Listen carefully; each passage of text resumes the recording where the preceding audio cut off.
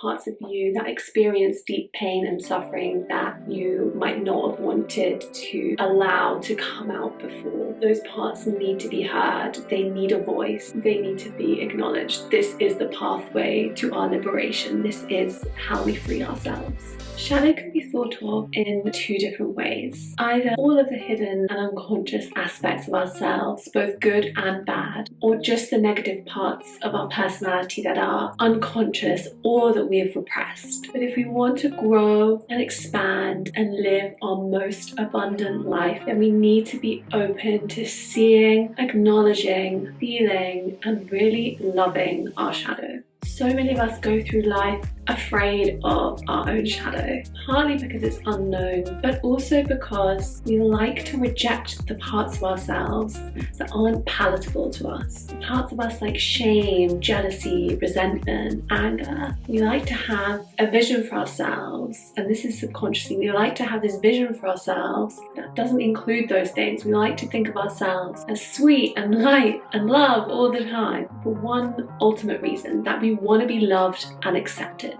Our ego wants us to be liked, loved, accepted the whole time. But by rejecting our own darker side or more challenging aspects of our personality, those feelings that are a little bit more difficult for us to be with, we're actually not fully open to loving our whole selves, and we're not truly accepting our whole selves. And that actually makes it impossible for us to achieve that ultimate thing that we want to achieve, to feel loved and accepted. Because if we're not loving and accepting all of ourselves, then we're never going to feel truly loved and accepted by other people. This is where the truth of the power of shadow work comes in. We can only love others to the depth that we have loved ourselves. And that is why we get triggered, and that is why we hurt each other, why we cause each other pain, because the things that we don't accept about ourselves, when they show up in other people, they trigger that, and we get angry, we feel resentful. What's actually happening is that we are just being triggered by other people's shadows because we haven't explored and accepted our own. So when we feel something in someone else's energy or behavior or the way they're showing up that is repressed in us, then we get triggered. So if we pride ourselves on not being jealous, say, if we tell ourselves a story, I never get jealous, I never compare myself to others, I'm always perfectly content where I am, and I don't care what anyone else is doing, I just don't get jealous, that's not me, I don't get angry about that stuff. But really that's a repressed part of ourselves, because we all get jealous. We all get jealous sometimes. Then what will happen is when someone else shows the emotion of jealousy, when they express it, it's going to trigger that in us, and we're going to get angry and lash out at that person. Or maybe not even lash out, but we're going to feel triggered. It's going to make us feel really uncomfortable when someone else is expressing part of what we repress or choose not to express. And this is where so much of our own pain and suffering comes from, is that we can't accept those parts of ourselves. So when it shows up in our life around us,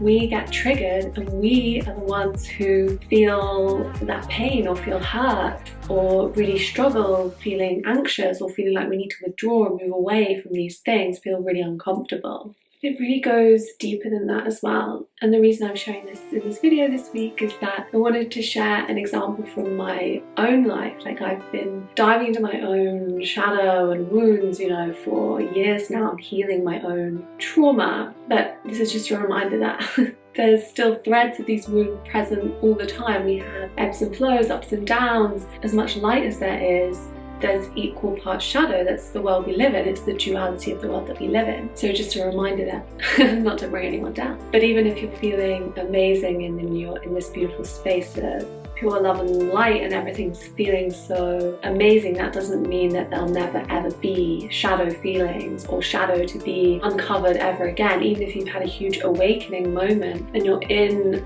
bliss, I don't think there's many people in this world who can truly claim to be fully enlightened and have full understanding of their whole shadow. So just to be aware, like, this is just part of life, understanding, accepting, moving through, holding space for our own shadow. Here's my example from my own healing this past week. I've been moving through this story of not being heard, not being listened to, and my pain not being seen or acknowledged by other people in my life.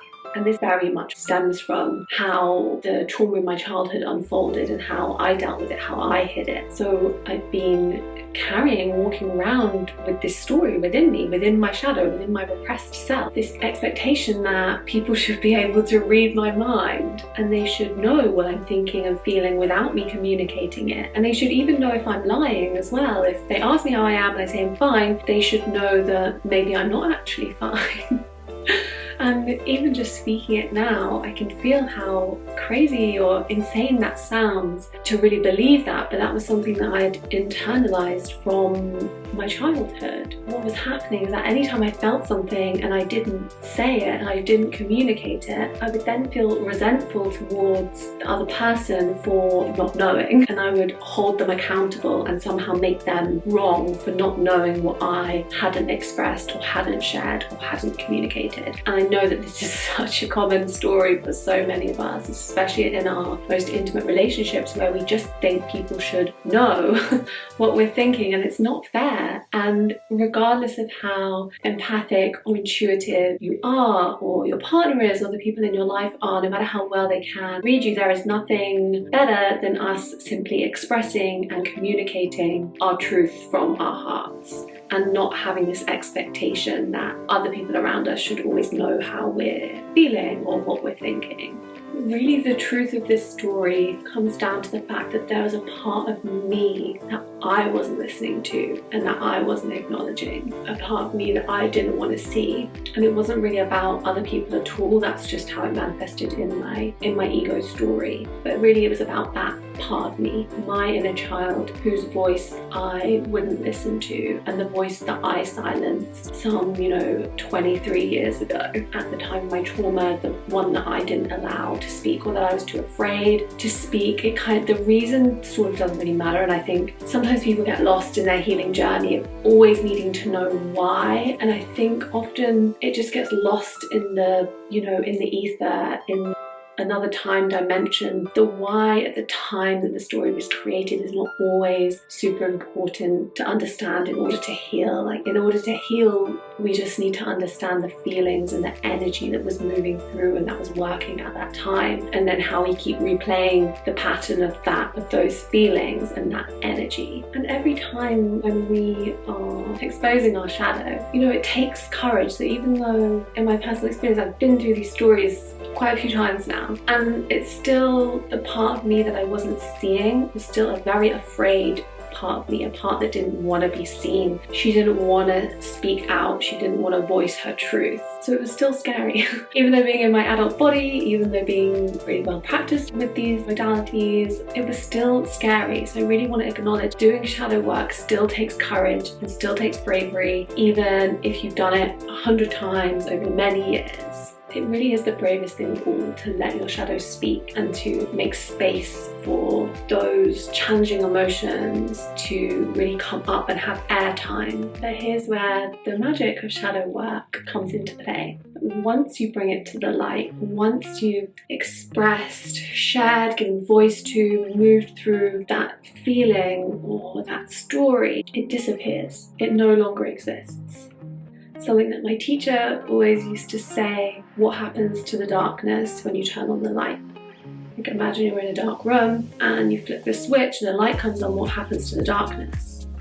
It disappears. It's not there anymore. It doesn't hide away in a corner or sneak itself into a drawer. It's just gone.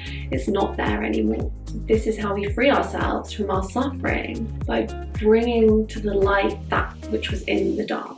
By acknowledging, accepting, and loving those parts of ourselves that we previously rejected, repressed, disliked, despised, the things that trigger us in others when they come up. It's our shadow. It's also how we welcome in abundance. By welcoming in freedom and acknowledging our whole selves, we're opening ourselves up to the abundance of everything. We're no longer restricting ourselves to only those emotions are okay, or only those feelings are allowed to happen within my body. By opening ourselves up to the whole range, we're opening ourselves up to the true abundance of life, which is the abundance of everything good and sweet, as well as the more challenging things. And this is really all about the richness of our experience. So when I say I'm here to support you in living your most abundant life, this is what I mean. I'm here to support you in opening yourself up into coming home to the fullness, to the richness of the living experience that you can have, unrestricted by any of your own limitations and what you think is possible. I just want to encourage you to allow it all, to open yourself up to everything that is moving through you in this moment, and especially to give voice to that which you have previously repressed or subconsciously rejected, the parts of you that experience deep pain and suffering that you might not have wanted to allow to come out before. Those parts need to be heard. They need a voice. They need to be acknowledged. This is the pathway to our liberation. This is how we free ourselves. This is how we change our lives. Loving you all so much, beautiful souls. See you next week.